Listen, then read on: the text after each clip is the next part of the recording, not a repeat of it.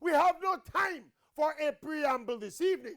So let's just get to that decision by the referee to disallow Damian Lowe's go-ahead goal for Jamaica in yesterday's game against the USA. I was at the stadium jumping for glory. I said, goal, goal, goal, only to see the game restarting with a free kick for a foul on the American defender.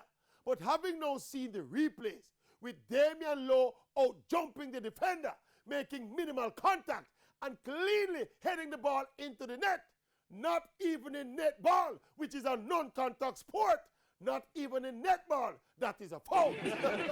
Only to hear subsequently that the referee is from Costa Rica, our main rivals for points to make that playoff spot. I may say, even if this referee is a church deacon in Costa Rica, let us not play the fool. A man is still a man with blood running through his veins.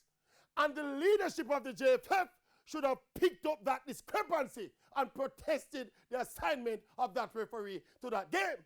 We hear people calling for an appeal to FIFA and la la le la la le. Seriously, the way I learned football, the referee's decision is always, always final. Despite what happened with that no-goal call being a clear case of highway robbery. Call the police, robbery, robbery, thief, robbery, thief.